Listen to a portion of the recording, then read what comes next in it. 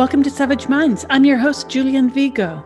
Today's guest is Ray Blanchard, a semi-retired researcher in the area of human sexuality who worked for 15 years in a gender identity clinic that screened transsexual applicants for sex reassignment surgery and authorized government insurance payment for the procedures. He also worked for another 15 years in a clinic for the assessment of paraphilic interest in male sex offenders. His research projects have included autogynephilia, the paraphilic tendency in some males to be sexually aroused by the thought or image of themselves as female, and the fraternal birth order effect, the finding that older brothers increase the odds of homosexuality in later born males. I welcome Ray Blanchard to Savage Minds. I remember when I came back to the States from the Middle East at one point in the late 90s, there was a T added to the LBG. And when I saw the T added, I remember this. I was in a gay bar and I said, what the heck is T? And because I thought bisexual, trisexual, that was my logical jump. No. And someone said to me, transgender. And I said, whoa, what is that to do with sexuality? That has nothing to do with us. How did this happen from where you are as a practitioner in the field of psychology? How did you experience this? Well, I think I should go back and explain to you what life was like in the late 1960s, the 1970s, the 1980s, and early 90s, the days when gender identity clinics were being established, because the topics that were discussed, the climate of opinions, bears no resemblance whatsoever to the things that we've just been talking about. And I think it's important. I would like to kind of go over some of the differences, because I have followers on Twitter who kind of occasionally write these accusatory tweets of, what were you people back in the 70s thinking that you unleashed this horror on the world? And the concept that there was a cabal of patriarchal monsters who were planning to create an army of trans to take over women's spaces, it just bears no relationship to what's going on now. So I'd like to kind of discuss some of what it was like then and how things, before we get to how things changed, I kind of want to stress just what things were before they changed. In the first place, so I worked at a gender identity clinic from 1980 to 1995. And at which point I left and I took over the research directorship of a clinic for the assessment of sex offenders. It was a career move up for me.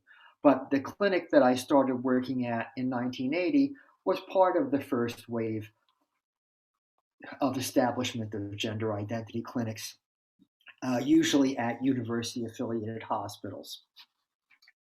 Back in those days, among clinicians who worked with trans patients, the universal assumption was that transsexualism is a psychopathology or a species of mental disorder. Nobody thought of it as anything but a mental disorder. There was no concept that this was really an aspect of political oppression. When I say that everybody involved regarded transsexualism as a mental disorder, it doesn't mean that people thought that transsexuals were barking mad. Everybody understood perfectly well that transsexuals could function at adequate or even outstanding levels of competence in many other aspects of life. They simply had this one, quite often encapsulated area of psychological functioning that was causing them a great deal of distress, in some cases sufficient distress that their whole lives were overshadowed or tainted by their emotional problems with their biological sex. So that's a very different thing from the attitude now, whereas I actually got suspended from Twitter for 24 hours for saying transsexualism is I regard transsexualism as a mental disorder, even though it's still listed in the DSM as a mental disorder. So I mentioned that everybody assumed that transsexualism was a mental disorder. Secondly, in those days, all gender clinics were gatekeeping organizations. Their function was to screen out applicants for sex reassignment surgery. They were not there as cheerleaders. They were there to make sure that The only people who progressed to medical measures were those for whom there was no other viable solution to their psychological problems. Thirdly, the way that patients were selected at all of this generation of gender clinics was that there was a real life test, and a patient was required to live full time and present as the opposite sex for some period of time. Now, at the clinic that I worked at, patients had to present as the opposite sex and live as the opposite sex full time for a minimum period of 2 years before they were even considered eligible for approval for surgery. And during those 2 years, they had to either be working full time or attending school full time, or if they were of an age where retirement would be appropriate, then they had to do some bona fide charity work in the opposite sex role.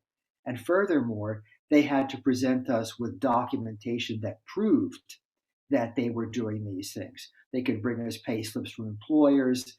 We couldn't legally demand to see their income tax forms, but many patients simply found it convenient to show us that they had filed their income tax as Mary Smith and not Martin Smith. So they couldn't be just staying home, ordering pizza delivery, and putting on a dress and saying, I'm living as the opposite sex. Thirdly, many, many fewer patients were transitioning. In those years, the 85 to 90 period, 80 to 95 period, my clinic screened all patients from the province of Ontario who wanted to have provincial health reimbursement for sex reassignment. And several other Canadian provinces also sent their patients to us. And if we approved them, then they would get reimbursement for sex reassignment from their own provincial health insurance plans. The point I'm getting to is we were seeing patients from a large portion of Canada, which is not a tiny country, and we approved roughly a dozen per year. So the scale of the thing was quanta less than we're talking about now. And therefore, a lot of things that now people see as huge problems, like the great washroom issue, it wasn't that there was some philosophical or medical ethical solution that was accepted then that isn't now. It's just that it wasn't enough of a problem for anybody to ruminate about. Yes, it makes a difference if you're a female and you're in a bathroom and once in your lifetime you see someone who's clearly male in a dress, as opposed to this can happen now. Women are told this can happen at any time, especially in countries and states Well, where this is allowed. yeah, and it's not as if we had a rationale for this. It was just something that was so rarely occurred, it wasn't worthwhile calling in the philosophers and the medical ethicists for something that might, as you say, happen once in the lifetime of a woman and lead to no incident. And I would guess the other difference then was that people who presented were presenting for full sex reassignment. If they were males, they wanted a vaginoplasty. If they were females, they wanted construction of a male chest contour. Phalloplasty was rare, still is, because it's not a particularly satisfactory surgery. Um, we didn't have patients coming in saying, I'm non binary and I'd like my breast removed because I don't really feel like a woman, but I don't want to be masculinized in any other way. I just don't like my breasts and would like to have them removed. We weren't having patients coming in with these kinds of requests to be in some way desexed so they could live as asexuals more comfortably. So that whole issue did not necessitate any philosophizing or ruminating. If we had seen such patients, we would have just said, we're in the business of making people less freakish, not more. That's the end of my speech about that, but I wanted you to see where I'm coming from, what my history was of my involvement in this field. And how long have you been in this field? Well, as I said, I was mainly based in a gender identity clinic from 1980 to 1995.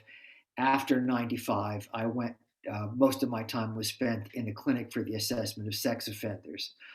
I have written only a few things about gender since 95, but in certain spaces, like on Twitter, it seems like I'm still very actively involved in gender because I tweet about that, and I tweet about that because most of my followers want to know what I have to say on that head. It's quite a coincidence for me. When I was doing some of my doctoral research in Morocco, I came across Georges Bourou. I'm sure you know who he is, but he's one of the people who was taking in a lot of sex reassignment patients from many countries around the world, even Europe, but Brazil and various parts of Asia. And he got to be known quite well. He's a French physician who basically mainstreamed for certain, mostly men who identified as transgender, sex reassignment surgery. He made new techniques that became adopted by other clinics. And his most famous patients were like April Ashley, Jan Morris, Coccinelle. And he had a very profound effect on the whole culture of what was then transsexualism.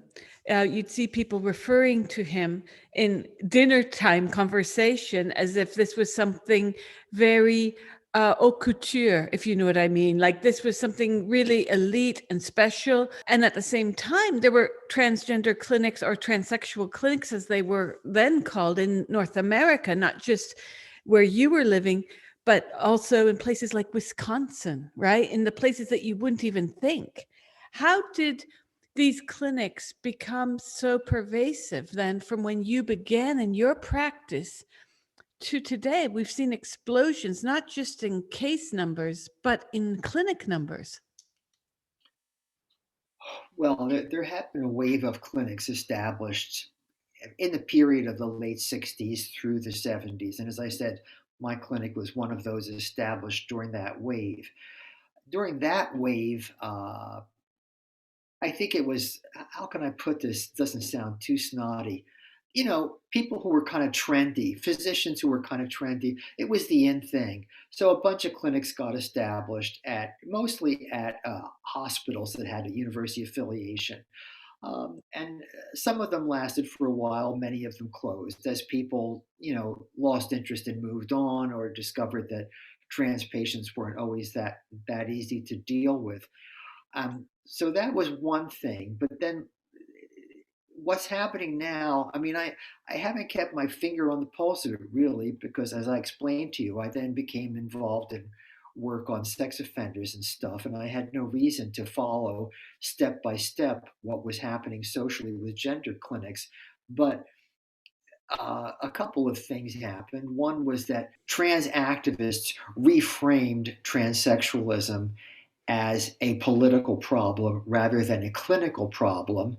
And along with this, they aligned trans activism with the woke side in the culture war. So now there were a lot of people prepared to say, it's old fashioned. It's wrong side of history ish to talk about transsexualism as a mental disorder. It's just, I don't know what their alternative formulation is, but it's a political issue, and this now attracted a different kind of person to trans care, and it encouraged a lot of people to come out as trans who might not have come out as trans, because now a married man of age 40 with two children coming out as trans is stunning and brave. And nobody would say, oh, poor chap, he's having to do this in order as the only way of coping with significant psychological distress. It's seen, on the contrary, as something, you know, admirable, wonderful in itself. Well, there's certainly a lot of cheerleading that's gone on from all sides. I'm sure you've seen some of the conferences that have been recorded on YouTube where you have one clinician in the States who says that if children, young children as young as 2, pull out her barrettes from her hair, she must be a boy. And other nonsense like this that have been brought on by practicing therapists, which I find on the one hand fraudulent and shocking, and on the other, this is going without any kind of official counterweight by like the APA. What has the APA done about these kinds of incidents where we're seeing some very outrageous behavior, especially towards children by clinicians? We're, making the claim that if a child removes her barrettes, she must be a boy. That's insane. Have you seen that? Yes, and I know who you're talking about. Um, when you say the APA, do you mean the American Psychiatric Association or the American Psychological Association? I meant the American Psychological Association, but even the other APA as well. Well, I think the American Psychological Association has solidly jumped on the cheerleading bandwagon.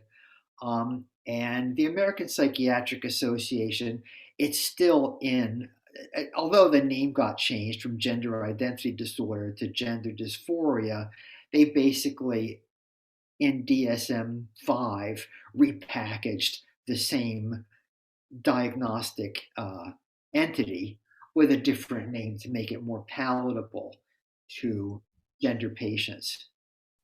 Well, this is my question for what you were saying before when you're saying, let me frame what's happened before this became the kind of social, I will call it a social contagion today, because you were going through, in fact, the era before activism. Now we know that the DSMs have been kowtowing to a certain degree to this, in the sense of, I know that you were involved in the DSM-5, where the word gender dysphoria is the new word, the new term, because it changed from the DSM-4, which was gender identity disorder. And earlier in the DSM-3, it was listed under a psychosexual disorder. Now, here's my question for you. We know that we change as people, societies change. There was the Nuremberg trials where suddenly all of Europe and the world had to confront the horrors of what happened under Nazi Germany. We had to also understand that there were people who knew full well what was going on. So our social and historical knowledge came kicking and screaming out of the darkest corners of our history. Okay, but why would a medical or socio-psychological condition, or even an emotional issue, and because I'm not only referring to gender dysphoria necessarily here, because we've seen the pushback in other areas. I have written an article about chronic Lyme disease. I'm afraid to say it. I just said it. Please don't write me hate mail, anyone. And I'm sure if you have colleagues that have worked in that, you know what they have faced. I interviewed the head of the Royal College of Medicine, who specialized for years in chronic fatigue syndrome. Again, please don't send me hate mail. Send it to Joe Biden at thewhitehouse.gov, because I have never in my life had an article. I had an article shut down on this subject within an hour by a leftist publication. They were trolled and did it. Totally unethical, journalistically speaking, but it made sense as to why the person from the Royal College of Medicine in London told me about how he has to have, to this day, even though he works on post-traumatic stress now for many years, for 20 years, he still has to have his mail x-rayed. So my question to you is, when you were on the panel of the DSM-5 examining this very entry, how is it that organized lobbies have the power to change what scientists, or let's say specialists, in your case, psychologists or psychiatrists, know best? We have this kind of managerial approach to everything today. We see it around mandates and coronavirus. We see this around education. We see this around even professors getting student reports and reviews, which weighs more heavily into their getting tenure or not in North America than actual peer-reviewed journals, let's say. And we're seeing this with the DSM. Why would something be lightened? I'm going to use that kind of euphemism, but where a psychosexual disorder is made into a term that placates the lobby, while at the same time, years later, you get the angry tweets from largely women who say, wait, you've set this all in motion. How does that happen? And why does that happen? Well, I have to measure my words here for a variety of reasons. One is that everybody involved in the DSM had to take an oath of silence that they're not going to talk about internal matters. But there's some, and I also don't want to, like badmouth people. There was a DSM-5 committee or work group, it was called, for sexual and gender identity disorders. It was subdivided into three parts. One group of four people worked on gender identity disorder, one group of four people worked on paraphilias, and one group of four people worked on sexual dysfunctions, meaning like difficulty having, reaching orgasm, premature ejaculation, that kind of stuff. So there were 12 people, but divided into four sub-work groups. I was the chair of the paraphilias sub-work group. I was not involved in the work group that was handling gender identity disorders. I never attended any of their meetings. I had no input into what they did. I wasn't happy with a lot of what they did, and I'm sure that they knew that I wouldn't be happy with what they did. But, when we all met for dinner after the day's conferencing, the topic was just politely avoided in my presence, and that's how it was. Now, if you're asking me why those people, to whose deliberations I was not private, made softened the language of gender, it's simply because they wanted to be seen as woke and as nice and as allies to trans people. But Ray, you've practiced psychology for many years, and I racked my brain because I do work in ethnopsychoanalysis, and I keep wondering what kind of psychological situation has ever been responded to by that group making a huge lobby politically, governmentally, institutionally, and through threats. And where if you do not recognize them as they see themselves, you will be mandated even to have the police at your doorstep, for instance. And I kept thinking, why have we been pressured by, in Canada, it's huge. In the US and all the Anglophone countries, basically, this is a huge push where there's been institutional capture and you can lose your job if I don't say she to refer to someone that I regard as male. And I'm thinking, where did this politics of kindness emanate from? Because we, like me, I'm not this person's psychoanalyst or I'm not their therapist. Why has the pressure been put on the public to accommodate what many people would call a delusion or a personal self-image that everyone has the right to? But like if you come to my house and I take out a gun and say, Ray, is that the best chocolate mousse you've ever had? You better say yes.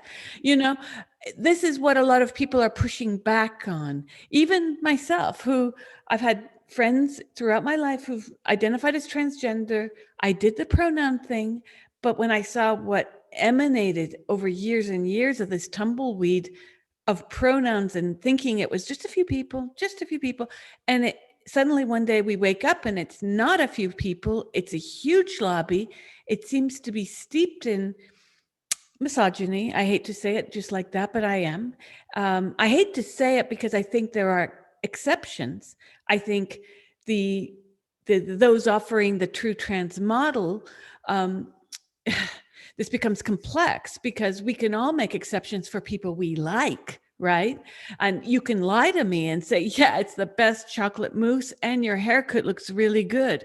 But the reality is that we all make these exceptions of being polite in private discussion when it's rendered fiat, when it's rendered public and forced. That's where the ball game changes, I think, for people. And so, was there ever a moment when psychologists thought that it was a good idea that people should accommodate these identities? Because what we're hearing on the streets is we have to abide by people's preferred pronouns. That's a thing now, preferred pronouns. And it's not just the name change, like from Dennis to Diane. Everyone can get on board with that. It's not only legal, it's just a name. But pronouns are somehow more visceral, right? Because you're telling me not to see what I'm seeing. Well, I understand what you're saying. I go back to the realignment of transsexualism as being seen as a political issue rather than a clinical one. The trans activists did a when they allied themselves with the woke movement, they appropriated all of the apparatus that was being used to talk about race relations in the U.S. you know, and this became the model for how you talked about trans people. Trans people are treated as people of color. So just as, you are obliged to use the words that people of color want to be used for themselves, you are obliged to use the words that trans people want to use for themselves. Um, just as you might feel that people of color or who have been traditionally discriminated against need special consideration in certain circumstances, trans people, because they've historically been oppressed, need special consideration in certain circumstances. So all of that apparatus that was used to get equitable treatment for people of color and for women was taken more or less holus bolus and applied to trans people. All that apparatus was transferred to trans people. True. I've noticed that myself, that the civil rights era language was co opted, as well as, bizarrely, some of the feminist talking points was also co opted within that movement. Yeah, that would be possible to do because I don't think the trans movement really has a fully coherent uh, theoretical view. So they're going to co-opt whatever language is convenient for the goal at hand. And if that language is the language of civil rights as developed in the context of anti-racism and feminism, then they'll use that language. If the language sounds feminish, feminist-ish, then they'll use that language. And it's very easy to confuse the issues for for gain purposes. One of the things I learned from being on Twitter, because I'm not a public intellectual, I'm not a philosopher, I have no particular interest in social phenomena, but I realized eventually that the word gender was co-opted by two very different groups for two very different purposes, and that has led to a lot of confusion. The word gender was used by feminists to refer to role expectations that are imposed by society on women. The word gender in the area of trans comes via work on children with disorders of sex development, that is, intersexed children. And that's why we have this language of sex assigned at birth. There are certain cases of infants born with genitalia so ambiguous that deciding what sex to raise them as was arbitrary, and they were assigned a sex at birth. Um, and the people like John Money, who began their work with human intersexes, then dragged this language along with them when they started seeing transsexuals. But the consequence of it is that in in the trans area, or for feminists, gender means what you do because of socialization, whereas in trans, gender means what what you do in spite of your socialization. It now actually has two opposite meanings. Well, I would add on to this a bit. When I was teaching at Montreal, there's no term for, we use the word gender in English because the gender is not genre. That has another meaning altogether.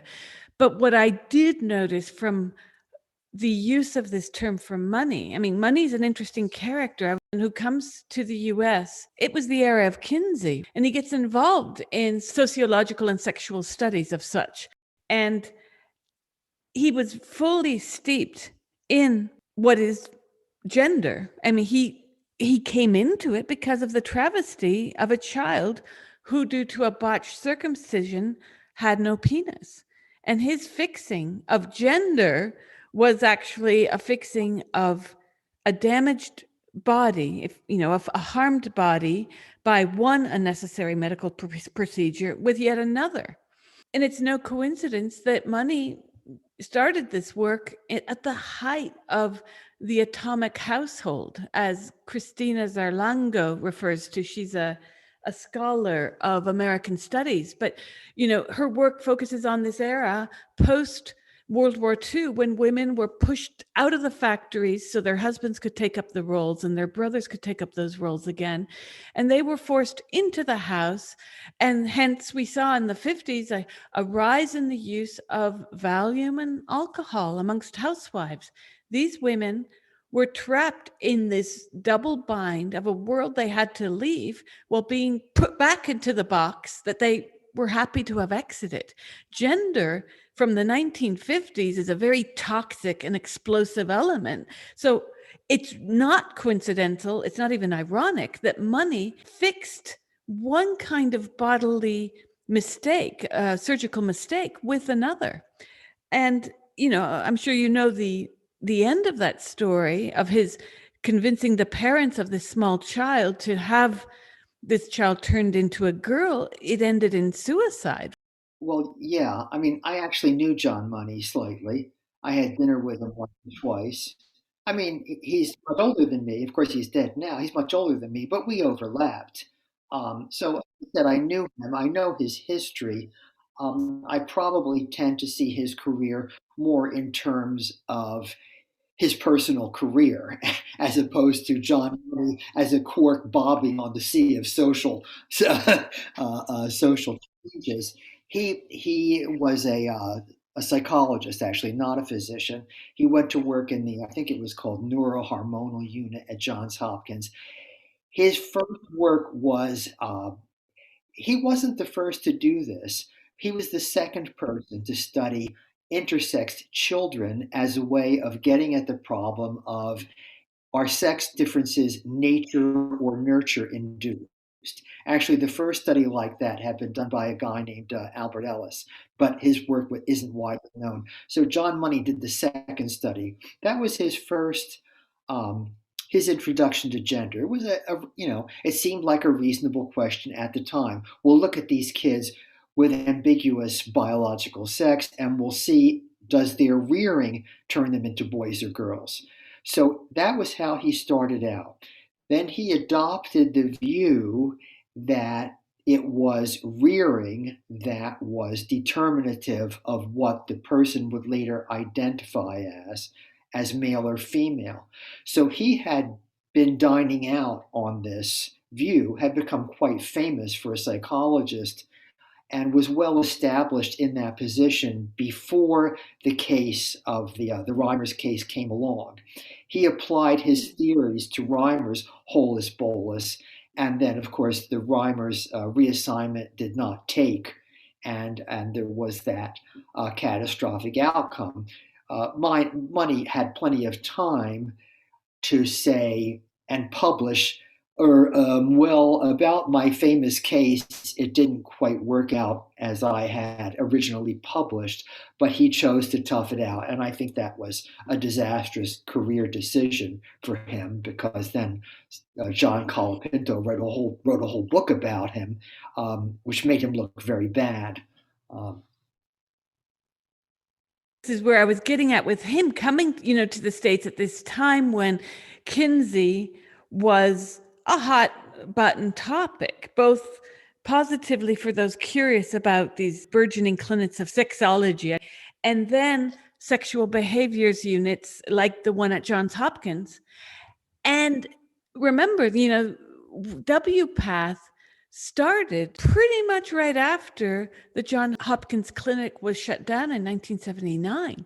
And my question is this for you, because I know you work in the field of psychology.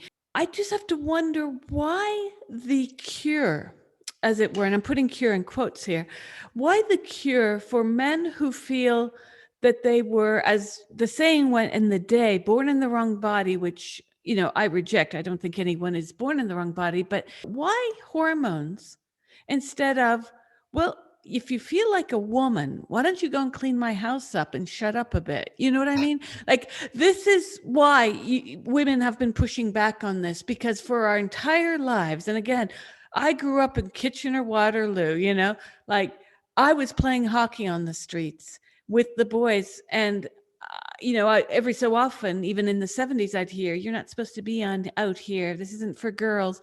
But I did have to push a lot in my life in certain things that I did because of being female.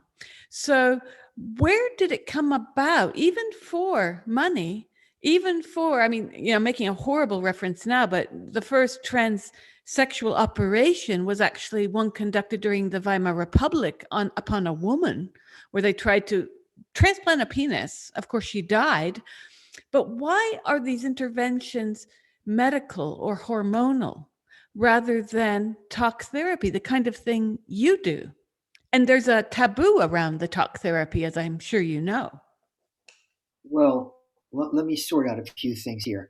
I think we have to distinguish what was done with intersex infants who have a clear medical physical abnormality from what is done with adults who have perfectly normal bodies but a psychological problem. Sure. In the first place, in the days of Kinsey and in the days of John Money and in the days of this was also roughly around the high watermark of psychoanalysis. All of these viewpoints might seem very different, but in fact, zooming out, they're all nurture points of view. John Money, Freud, and his contemporary psychoanalysts in the '60s, Alfred Kinsey, they all thought that rearing was predominant over any biological factor. So they all were singing from the same hymn book in a certain way. With regard to John Money's treatment of this kid who got the ablated penis as the result of a circumcision accident, they reared him as a girl because, in John Money's theory, which was perfectly congruent with what most other people thought at that time, rearing would turn the child into a perfectly happy girl. And the other reason for that decision was, and I've actually heard surgeons say exactly this, it's easier to make a hole than a pole. So there was in the context of that time, that would have been the natural decision. We can more easily make a vagina than repair the penis, and this kid is so young that by our rearing procedures, he will end up as a perfectly happy girl. So that was the rationale. It turned out not to be right, partly because they were underestimating uh, the role of genetic sex in the brain. That's the story on that. That's a different thing altogether from transsexualism in an anatomically normal male or female. Now, I understand, and I've been asked 1,000 times on Twitter and elsewhere, why do people ever treat transsexual individuals with hormones or surgery instead of talk therapy? And the simple answer is that for a lot of patients, talk therapy just doesn't work. Talk therapy works for certain kinds of mild disorders, for the walking well, maybe for other conditions that are serious but can be approached perhaps like maybe anorexia nervosa.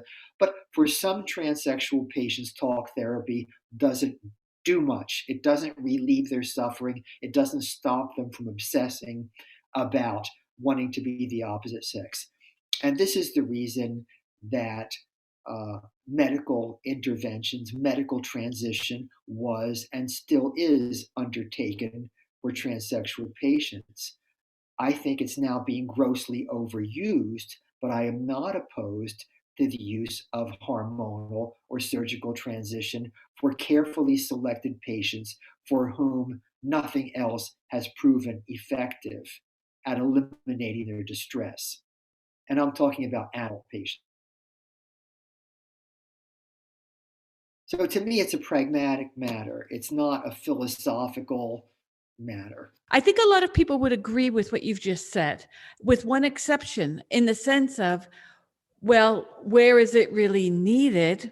And two, a subtext to that would be, where is the evidence that this really helps? Now, I know that there are people all over Twitter who say, here's this study and that study, but for every study that says that sex reassignment surgery helps, there are studies that show that that's in the honeymoon period, or that it's really not conclusive, or that statisticians will often say that you don't get as good a accurate response by asking someone about a major life decision they made in a way that is designed to elicit disappointment from them. I mean, will people be apt to say, I'm really not happy that I made a major medical intervention in my body and will never be able to have children again?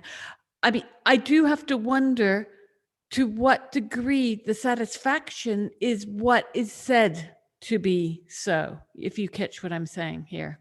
Yeah, I understand what you're saying, that would be too threatening to say, I did this to myself and it was a mistake.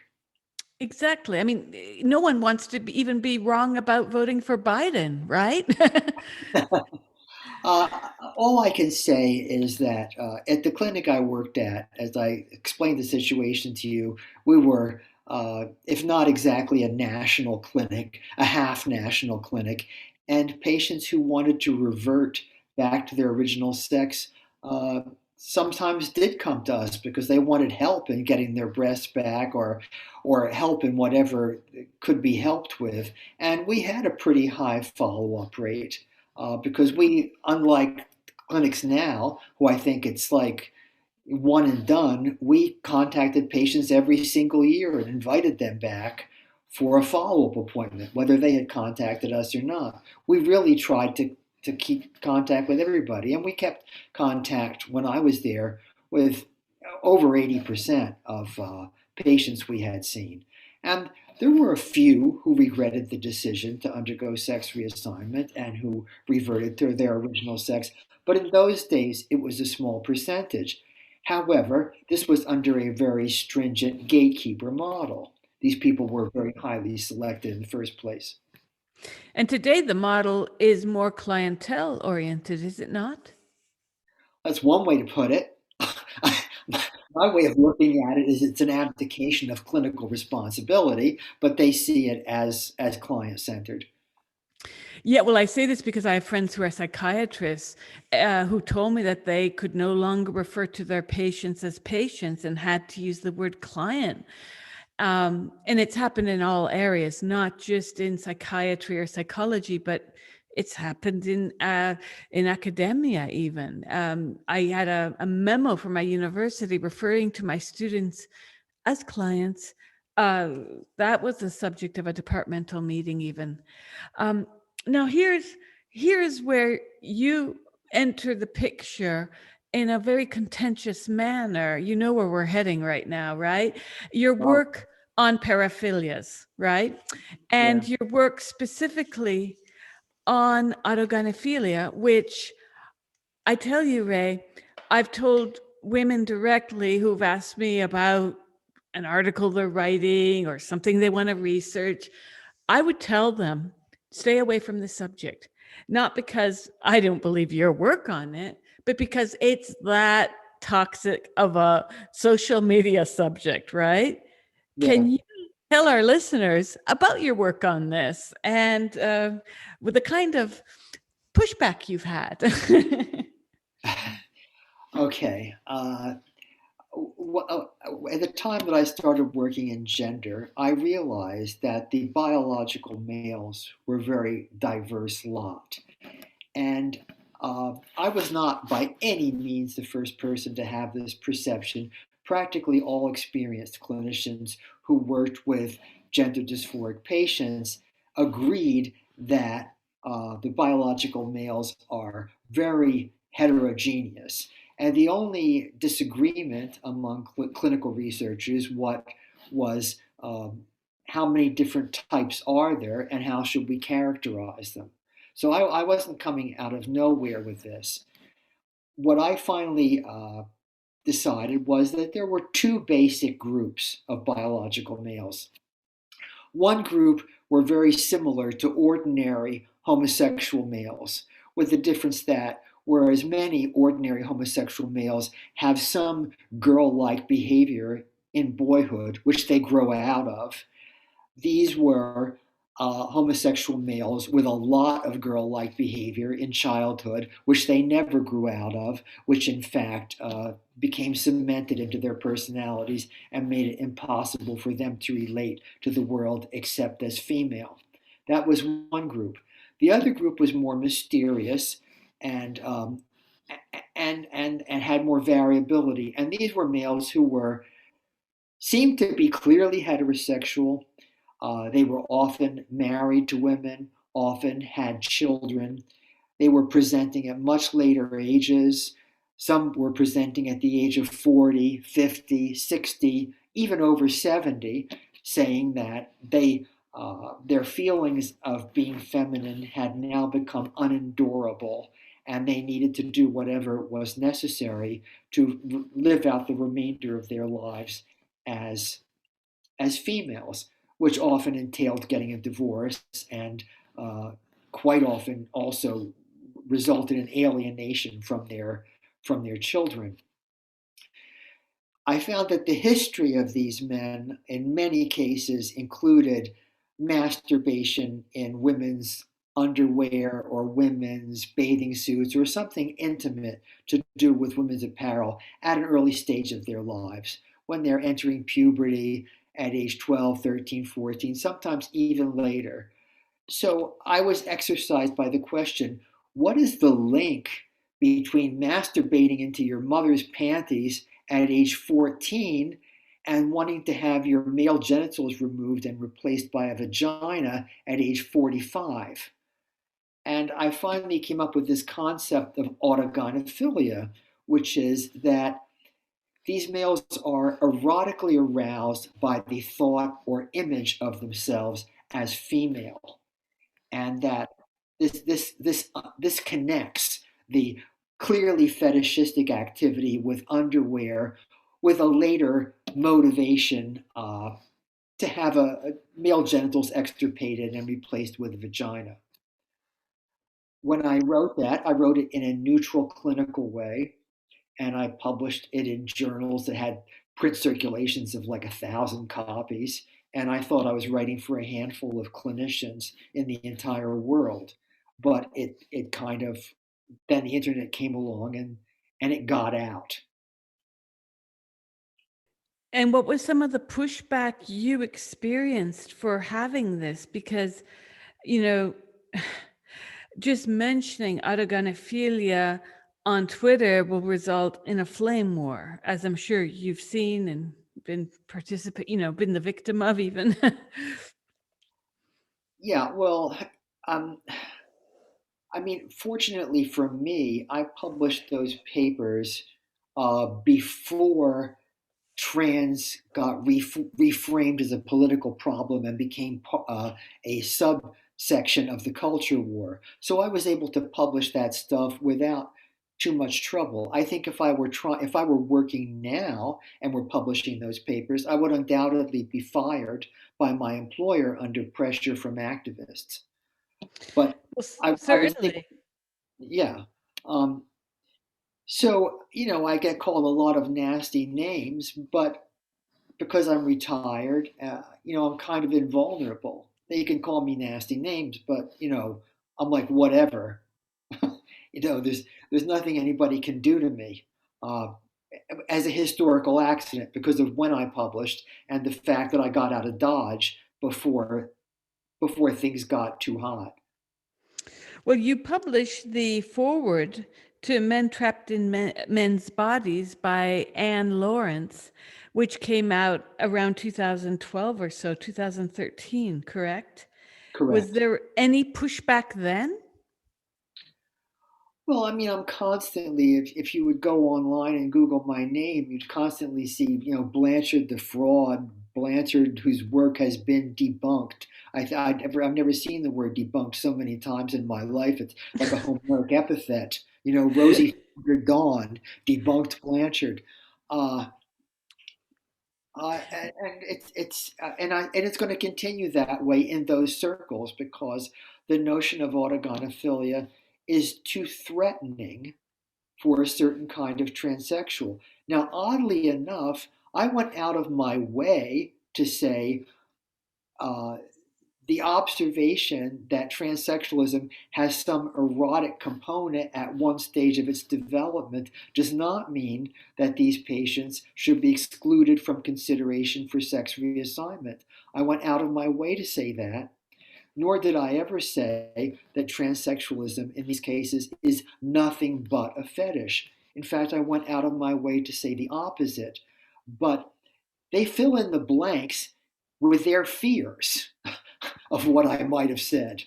Well, that happens even if you use the term. I mean, uh, the editor of this collection, I presume, because these are a series of stories, Anne Lawrence, is also transsexual, but you can't say transsexual because that's not PC. But I believe I've seen Anne Lawrence refer to transsexualism various times. So these terms that are even like, Jane Rogers, who's a very well-known actor, Andy Warhol films, and was called a transphobe. Jane Rogers is one of the most famous and early transitioners in the scenes in New York, right? So we're seeing where even transgender people or transsexuals, because some of them prefer that term, are being called out for saying, you can't say transsexual. And it's like, oh, really? So now the terms are up for grabs depending not on who says them, but the woke culture of today. Like you mentioned earlier, this is about politics more than the profession of psychology or the patient's own personal, private psychological life, right? And it's both a paradox and curious. I mean, it's fascinating for someone like me to look at, but it's also troubling because, as I'm sure you've noticed, you're on Twitter, and the kind of externalisms that are happening emotionally, not just about trans, but everything. Again, go back to last week's election, go back to anything about American politics over the last year. People are externalizing some very strange behaviors because of a simple disagreement. People no longer can sit down and disagree and continue sipping on their tea or beer or whatever. Now it's, debunked, you're debunked, Ray, and I'm going to out you and I'm calling your employer, reported. So everyone's being blocked and reported. Very few people are having discussions. And then going back to where you started to discuss what autogynephilia is, we've sort of lost focus that these are parts of our human components as people. I mean, what a fetish isn't necessarily going to be good or bad. As someone might even say fetishes are part of all culture. Certainly the fetish as an anthropological signifier is part of every culture. When you were speaking though about the homosexual men who were, you said girl-like, they had girl-like behavior. And then you talk about men who are, let's say, masturbating with women's underwear. To what degree might some of these reasons behind transitioning or behind this, what is called gender identity today, to what degree are men experiencing these behaviors, because perhaps men's rights has not gone very far in terms of being able to, like, I can go out of my house dressed any way I want. Literally, there is not one thing that you could tell me, I dare you to put on this, and it would make anyone blink an eye, because I am actually freer than you to wear anything I want and to have no one bat an eye. You, however, would struggle if I were to make a list of 10 things of you and I dare you to wear this. You see what I'm saying? There's this taboo culturally and performatively for men. So when you say that, this young gay man, let's say, who was raised in an environment of homophobia and was made to feel girl-like because he felt girl-like because largely culture. I mean, there is no inherent girl identity. There's not really. Yeah, I don't know if I would go as far as I understand what you're saying, but I think I probably wouldn't go as far as you have. When you're talking about children, let's talk about the transvestitic cases first because they're so clear. You know, nobody is pressuring an 8-year-old boy to suddenly become absolutely fixated on his sister's bathing suit. You know, there is nothing in society that's whispering in his ear, go grab your mother's panties and jerk off in them. You know, this is something that is coming from within. This arises within the boy. This impulse arises within the boy. I don't care how many Victoria's Secret ads he's watched. He's not getting the ad to go raid his mother's underwear drawer or his sister's underwear drawer to get undergarments to masturbate in from that. So I think that in that particular case, there, everything interacts with societal messages. How could it be otherwise? But I think there is something about those boys. There is some germ there that is not coming, is not originating in the outside environment, but is originating in the boy. Clearly, learning has to be involved because we did not have, I don't know, tan pantyhose in the pampas where humans evolved, right? And people can develop a specific fetish for tan pantyhose. What I think is that every boy does not exit the womb with an equal capacity for developing a fetish. The content of that fetish might vary, but I don't think everybody has an equal capacity for that kind of erotic mislearning. You're listening to Savage Minds. We hope you're enjoying the show. Please consider subscribing. We depend on listeners and readers just like you. Now, back to our show.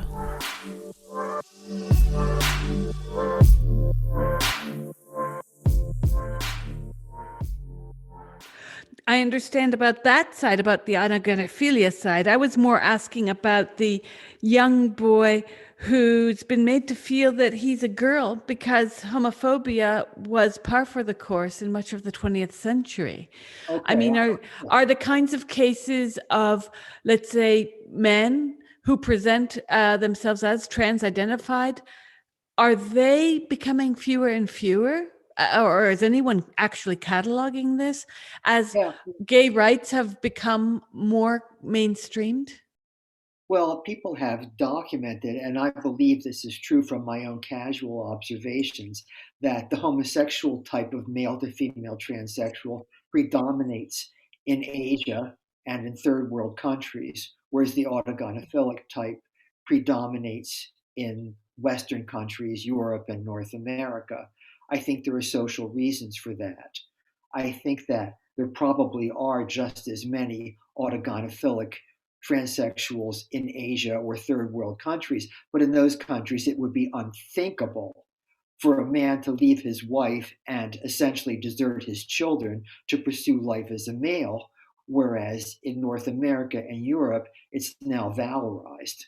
The whole stunning and brave thing. Yeah, So absolutely.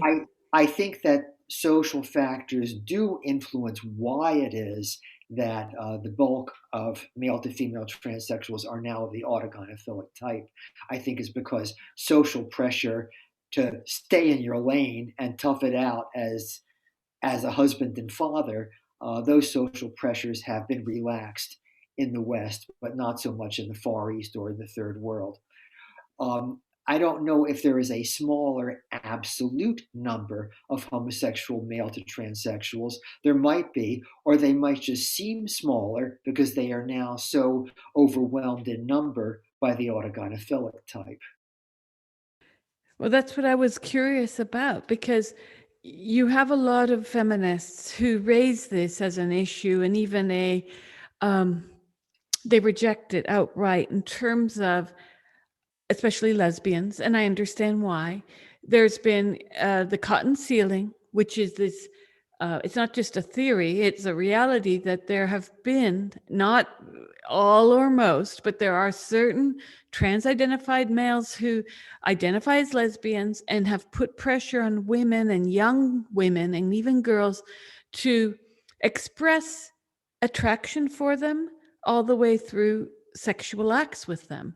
And this has outraged lesbians who already feel that their lives and identities have been co-opted by what they view as a well-funded lobby, because there are parts of the transgender community that are extremely well-funded, lobbies that have emanated from the gay and lesbian community itself, which have transitioned their mantra from gay rights and lesbian rights to trans rights because AIDS was no longer a pressing issue within the gay community. And women, well, we're just second-class citizens. So let's get on to real women, the one with penises, right? And this is how women feel in general. I have to say, I've spoken to so many, and I get their outrage. I am very outraged at days about this subject because when I'm watching, let's say, the L Word, then it's been rebooted and it's all about transsexuals in 1 or 2 or 3 episodes of the few they ran this year or last year. I begin to see that our identities, our lives as women, even not just lesbians, are mirrors. And I think that sits very uncomfortably with women because for centuries, certainly right around the time of the French Revolution in Europe is when there was a concerted women's rights movement. It was more within like the Jacobin and the French Revolution backdrop, even workers from South America who were living in France. There's a lot written about this, but women have had to fight. They had to fight just to leave the house because people would say, you can't leave the house because there's no toilet for you. And there were no toilets for them. So women have had to fight historically for everything.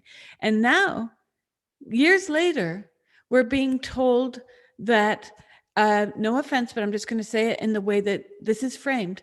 Men in dresses are telling us that they're real women and that we have to sleep with them. And the outrage is palpable. I sympathize with it. I feel it.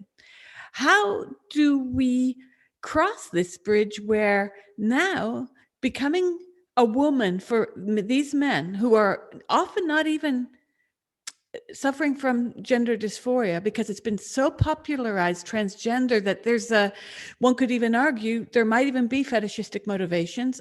I'm not laying a judgment. It's just from what I am reading and seeing, there's many more reasons than the 2 you've just given, sadly.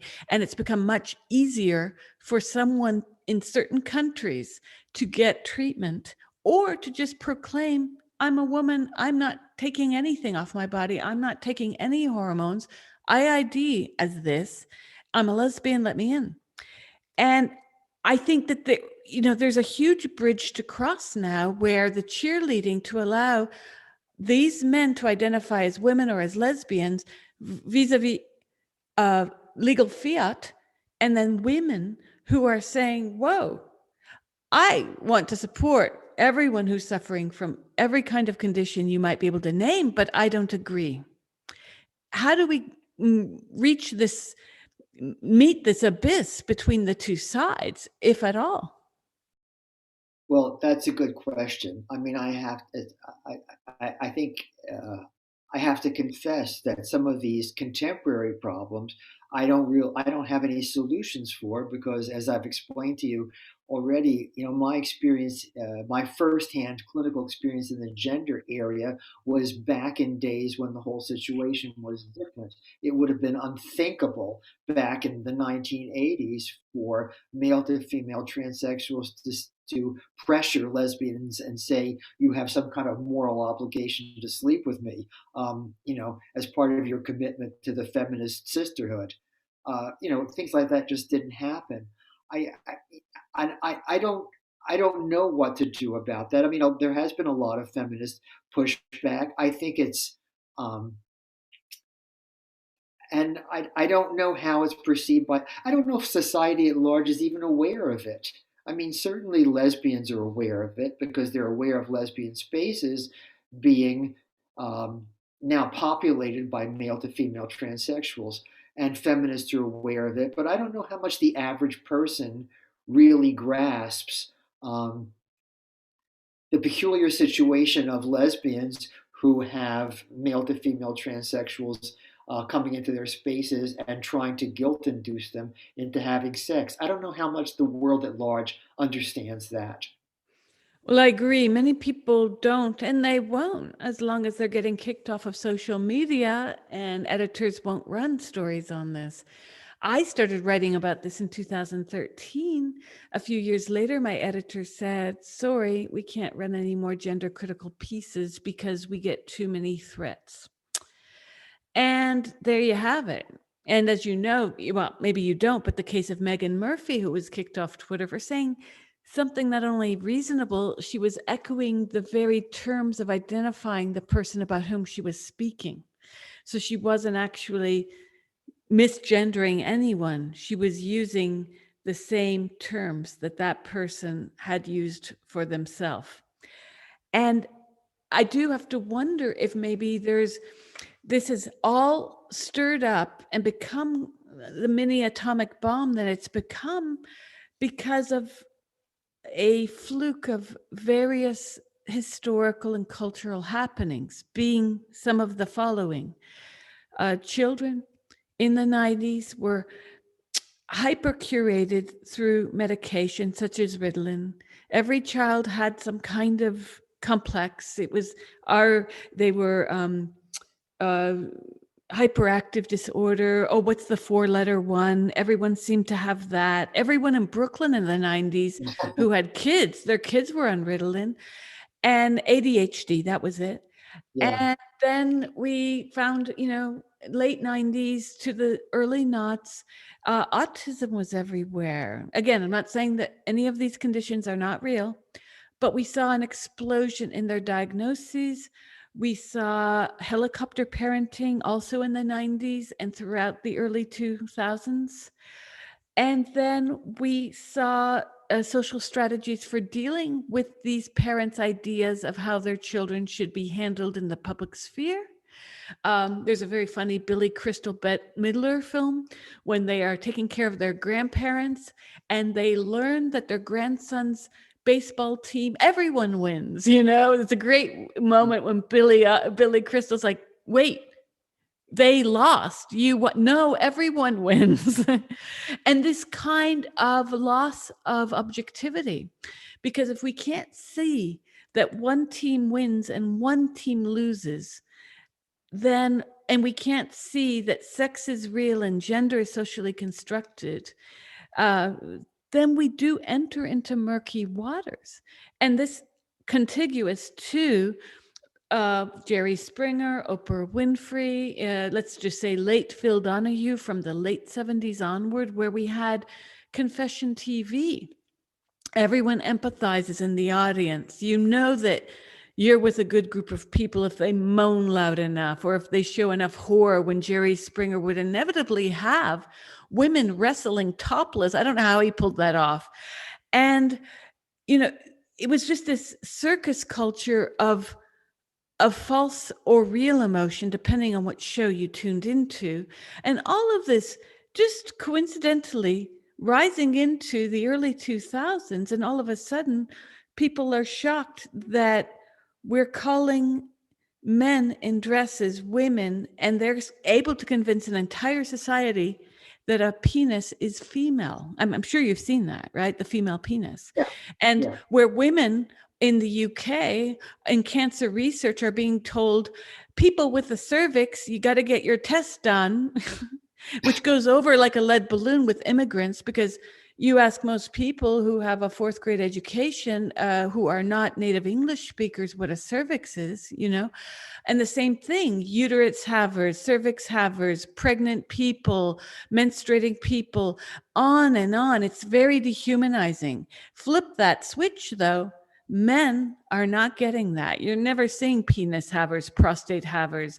You're not seeing ejaculators or mine. This is mine, but you feel free to use it. Front noodlers. I mean, it's just amazing the dehumanization that is done to women in the name of this identity. And I do understand the pushback. Years ago, when I was told how the shark was jumped with the trans issue, I didn't believe it at first. I really didn't. I thought the person telling me was nuts. I thought she was even a man hater. I mean, I thought all kinds of things, but I did not believe her. And the next day, I was living in London, I set about and read up, and my jaw dropped. At my computer, I could not believe that what this woman had told me the day before was 100% correct. So how do you sit with this as someone who, you're 75 now, right? You Yeah. have had a great career. You've written some great pieces of research on this issue and other issues related to pedophilia. How do you square this in the terms of a human continuum and a society that needs to get along? Well, I think the thing that bemuses me uh, is this. Patients do what patients do. That's why they're patients. We expect patients to have views that are out of line with reality or emotions that we can't empathize with. Um, and activists do what they do. An activist's job is to get as much as they can and leave it to others to set the limits. Activists do not set limits on themselves. Activists go as far as they can and wait for other people to set the limits. So patients and activists are what they are. What is wrong with everybody else?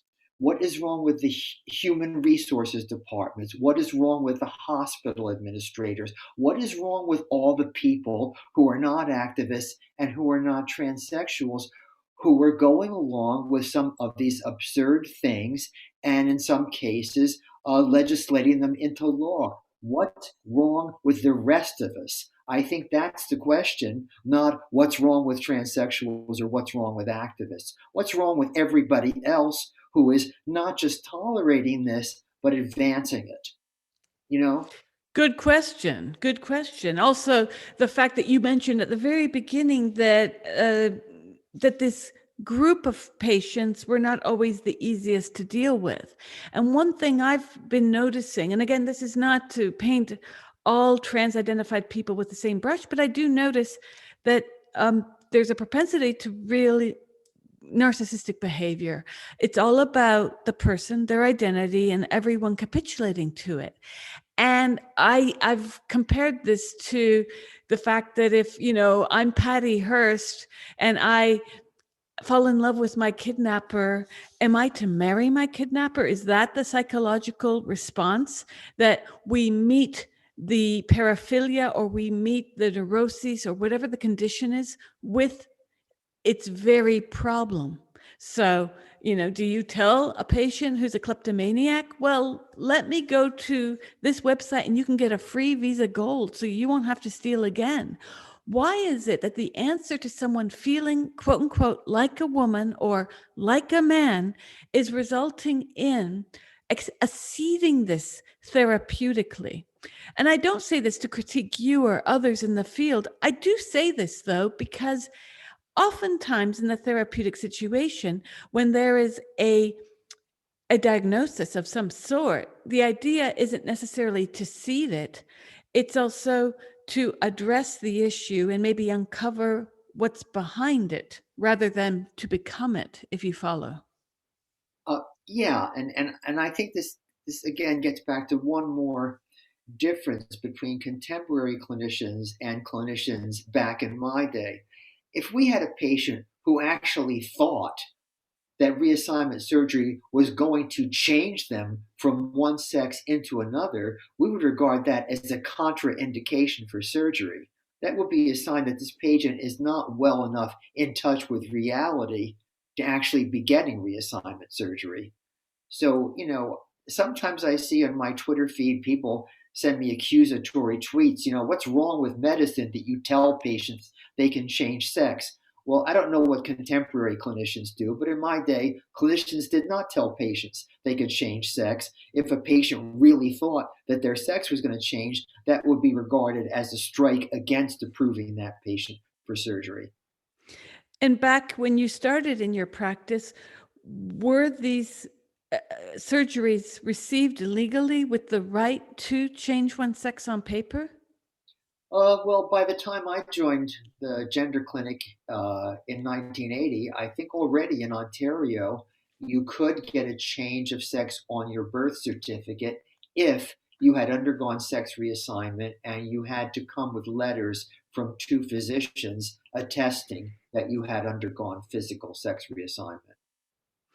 Do you think, from what you're reading and seeing over the last, let's say, 10 years, do you think that the ability to legally make that change based on having surgery or hormones or not? Do you think that that legal facet is making this debate harder to have and maybe more aggressive and likely more combative than it needs to be, in the sense of, if I have a psychological issue, I can tell you, I mean, I'm a very private person, but at the same time, certainly, even if I weren't, if it were a psychological issue, I would want that for myself. And it seems that this is the one issue that has forcibly been made public, not just because one has to live in the sex of blah, blah, blah, which I also have an issue. I don't even know what that means to live as a woman. I really don't. And I've had 3 children like pop out of my body. I I do reject the fact, though, that we seem to have the legal fiat rushing through a lot of the aggression. And I'm wondering if, from what you're seeing, what you've seen over the many decades you've worked in this, is the legal facet making the debate worse?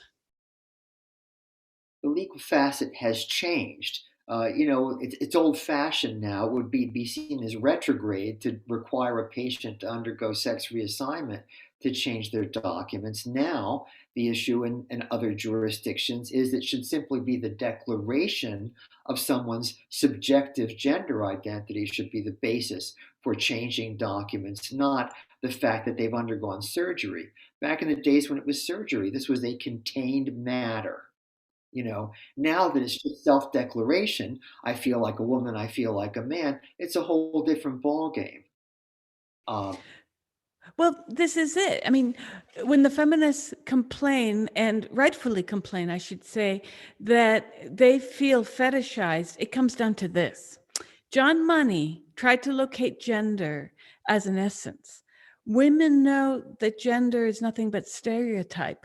And this is why I don't think the two sides can ever meet, because it's not just that gender has a different definition from feminists to uh, genderists themselves or identitarians, but because gender can only be visible as stereotype. For instance, back to my chocolate mousse. If you cook a chocolate mousse, does that make you a woman? Of course not. And if I weld the side of a boat, does that make me a man? Of course not. But these are ideas that were not always as we state them today. They were once upon a time. I would have been told, whoa, you're going to burn yourself with that, lady. Sit your lovely ass down, or your whatever rear end down, and let me handle that. And, I've experienced this in my life. I was in the back of a car in Morocco where I was told I couldn't sit near the window because of my delicate nature and sand. I still don't understand that. But and I was told this by Western men, by the way, not by Moroccans. I find that so much of what gender is completely stereotyped. So back in the time of money, he was living in an era of hyper stereotypes because gender was hyper present. Today, I would think should be less, but it seems to have been more exaggerated than even, let's say, the 1970s or 80s, when there was a brief reprieve from gender. At least I felt it. Well, it depends on what. I understand the attractiveness of analyzing current gender phenomena in terms of feminist theory. I think there's a limitation to analyzing gender identity disorders using only the conceptual apparatus of feminist theory. There are many aspects of this pathology that really are not explainable in terms of either social pressures or uh, concepts like patriarchy, misogyny, sexism. I've seen patients, for example, who would be, if they had to, they would get a vaginoplasty and continue living outwardly as men, you know, but they want a vagina. Now, it's hard to say that this is a result of uh, sex stereotypes, right? A guy wants a vagina because he wants a vagina because he wants a vagina.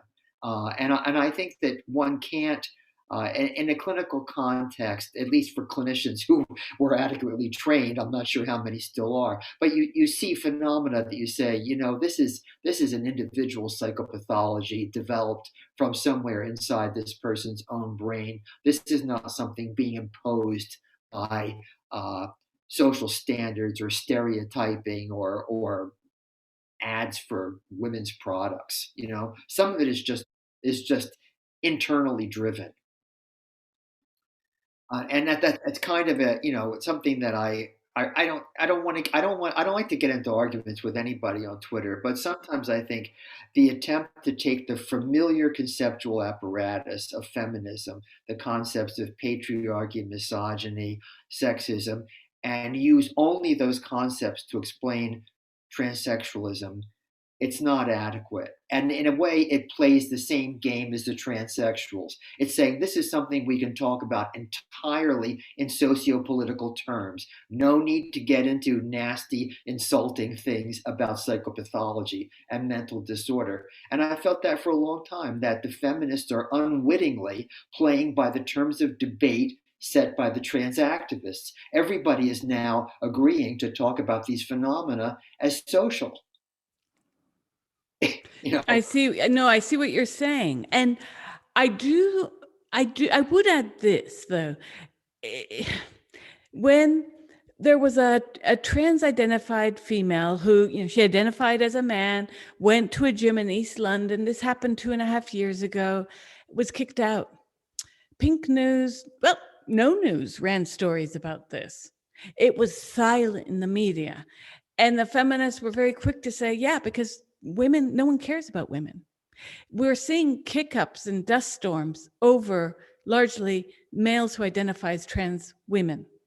And I even hesitate. I really don't even like to use this term in the sense of it is what the language has been, that slippery slope for what many women view their rights being lost, for what I would say is the individual's right to use words to paint reality for themselves. Because again, my moose might suck, but I can have that delusion that it's excellent, and you can go and write a Yelp review about how you'll never eat at my house again, and we're all fine. When it becomes a political power push against a group of people, women who have historically been objectified, you know, you could say, oh, yes, but there's Playgirl. Well, no, it's not the same kind of objectification. The way that pornography in film and in image and even internet now has used women's bodies, when one says, well, he just wanted to have a surgical hole in his body, that sets off something for women who have historically been surgical holes for men. I'm sorry to put it like that, but that's how. I'm filtering from my feminist Ouija board here, but this is what I would say that feminists would respond to this. I understand that psychological issues are personal. So then, playing the devil's advocate to what you said, why has the trans lobby taken what should be a personal psychological issue into the political arena? Because they've opened the door to feminists calling them any number of adjectives, right or wrong. Well, they've done it because of they don't like the label of mental disorder. This is offensive to them. And for sure, the next push will be to get transsexualism out of the DSM and out of the World Health Organization's equivalent, which is called the ICD, the International Classification of Diseases. The only reason this isn't well underway is because it creates a conundrum. How are you going to get third-party payment for hormones or reassignment surgery if there is no disorder? You see, right now you can get third-party payment, I think, in any Canadian province from a provincial health insurance plan because transsexualism is a disorder. Therefore, it'll be covered by your provincial health insurance plan. If transsexualism is no longer officially a disorder, what becomes the rationale for third-party payment by either private or public health insurance? Much less any kind of medical intervention, right? Right. It has to be a disorder under our current model. So, what you will see eventually, in my prediction, is transsexualism being redefined as a wrong body disorder. It will no longer be a mental disorder, it will be a wrong body disorder. And then, sex reassignment and hormones can go on before, and the same money will change hands for the same people. This is what I think will happen. Like body dysmorphia, you mean? No, like because body dysmorphia is a psychological condition. You That's true. think there's something wrong with their body. This is going to have to be redefined for insurance payment that there is the wrong body. But this becomes then, Ray, an impossibility to prove. I'm sure you know this. I mean, this all reminds me of medieval trial by fire, auto da fe. I mean, and at the same time, as you just said, for every trans person who says this is not a psychological disorder, there's another who says it is. I mean, Anne Lawrence also acknowledges autogynephilia as a reality for transgender people. So it seems like the debate isn't just between feminists and trans identified people, but it's also amongst trans identified people. Yes, you're absolutely right. There still are trans identified people who prefer the label transsexual, and there are those like Anne Lawrence, and she's not the only one who will frankly say that autogynephilia was in some way a contributor to my decision to transition.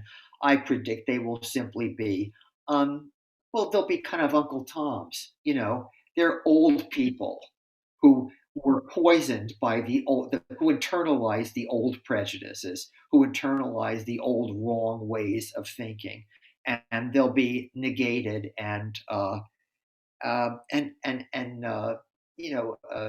neutralized in that way. They're on the wrong side of history. But there's no other way you could continue with third-party insurance payment if there's no disorder. So it's going to have to be a wrong body disorder. Or the way it's going in places like Australia, the UK, and so forth, where people can just self-declare. Yeah, but you can self-declare all you want. But if you want to get a vagina or if you want to get a neophallus, somebody's got to do it for you, and those procedures cost money. True. I do wonder, though, just like with the last DSM on which you worked, if this is to go out of the DSM and it's no longer a mental disorder or a dysphoria, are we playing with fire here? I mean, I know you've done work on pedophilia, and you dealt with the category of contented pedophilia with the work of Richard Green and William Donoghue, who were at odds with how to one wanted to remove pedophilia from the DSM-4, I believe, and the other wanted to remove the criterion, the second criterion of fantasizing, oh, I'm sorry, of having distress after fantasizing about pedophilia, even if this kind of pedophilia did not have a live object, a subject, a child. Mhm. Um, I know that feminists have been outspoken about this from places like, in the UK, there's an organization, historical group called Pi that wanted to mainstream the same-sex desire for children. Is there a danger that we're just opening the floodgates to things that can be very harmful to people who simply lack the voice, the economic means to speak out, and so forth and so on? I mean, who's going to care about the poor children being effectively abused sexually if at the end of the day, Western, very upper middle class or bourgeois institutions are saying, but it's just another sexuality. Well, I think you have to consider what interest groups are going to push back. I think there would be a lot of pushback from parents at the idea of depathologizing pedophilia. Right. Now, there also, I mean, one of the things I've thought about a lot with regard to these rapid onset gender dysphoria cases is one of the groups that has the most skin in the game, the most motivation to push back against schools encouraging kids to transition are parents. But and so they're the natural group to push back, and they have pushed back. But they are so much hampered by the fact that they don't want to embarrassed. They don't want to out their kids. They don't. They have an inhibition against going public because they don't want it to be known that their kids are changing gender. They don't want to alienate themselves from their kids. They don't want their other children to be embarrassed by the fact that they have a trans sibling. So parents are inhibited from fighting back to the extent that I think they would like to fight back. So I think with each of these things, when we consider what are the dangers that this other particular thing will get depathologized or normalized, you have to say, well, who would push back and how well placed are they to push back? And I think that the people who would push back against normalization of pedophilia uh, don't have the same uh, obstacles that parents have wanting to push back against their kids developing rapid onset gender dysphoria. I see what you mean. And plus there's a lot of positivity aimed at parents who are brave as well. The brave label doesn't just get stuck on the child.